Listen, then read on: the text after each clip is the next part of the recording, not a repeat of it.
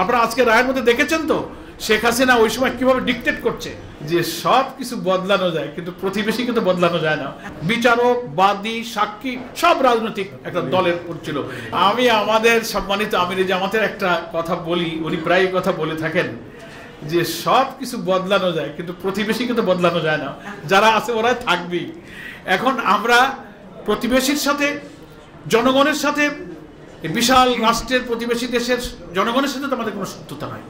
শাসন ক্ষমতায় যারা যখন আসেন তারা যে আমাদের সাথে বৈরী আচরণ করেন, আমাদের বর্ডার কিলিং, আমাদের পানির সমস্যা, ট্রানজিট, করিডোর আর বড় বড় ঘৃণ্য অপরাধীর আশ্রয় দেওয়ার মতো এইসব কাজ, এটা কোনো প্রতিবেশীর কাজ না। যারা আইনের শাসনের প্রতি, গণতন্ত্রের প্রতি, মানবাধিকারের প্রতি, বিচারের প্রতি শ্রদ্ধাশীল, এটা আমি পলিটিক্যাল সব কনটেক্সটের বাইরেও ওপেনলি আমি বলতে চাই যে সারা দুনিয়ার কাছে এটা কখনো গ্রহণযোগ্য হয় না।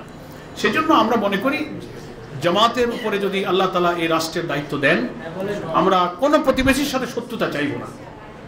আমরা প্রতিবেশীর সাথে যে পলিটিক্যাল, জিওপলিটিক্যাল, কমার্শিয়াল, ডিপ্লোম্যাটিক যে রিলেশন সব দেশ যেমন রাখে, নীতিগতভাবে সমতার ভিত্তিতে, ন্যায্যতার ভিত্তিতে, সমমর্যাদার ভিত্তিতে সেই সম্পর্ক রক্ষার একটা ফরেন পলিসি আমাদের। আর আমাদের নেতৃবৃন্দের বিচার কেন পক্ষপাত দুষ্ট হয়েছে, কেন এটা অত্যাচার হয়েছে, কেন এটা বিচারের গণহত্যা হয়েছে, সেটারও ব্যাখ্যা আমি দিয়েছি, আমি রিপিট করতে চাই না। মানে রায় বাইরে থেকে লিখে দিয়ে স্কাইপে কেলেঙ্কারি হয়েছে, আদালত চত্বর থেকে আসামি গুম করা হয়েছে, তাই না? ফলে সেখানকার সরকার তখন একটা পলিটিক্যাল গভর্নমেন্ট ক্ষমতায় ছিল, বিচারক, বাদী, সাক্ষী সব রাজনৈতিক একটা দলের ছিল। এখন তো কোনো পলিটিক্যাল গভর্নমেন্ট ক্ষমতায় নাই।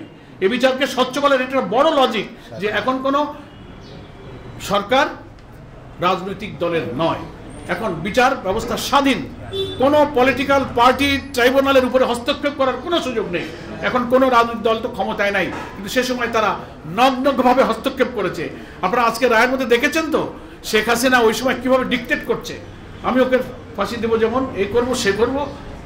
আমি প্রধানের সাথে কথা বলেছি, কি সব ভাষায় তার ডিকটেশনগুলো।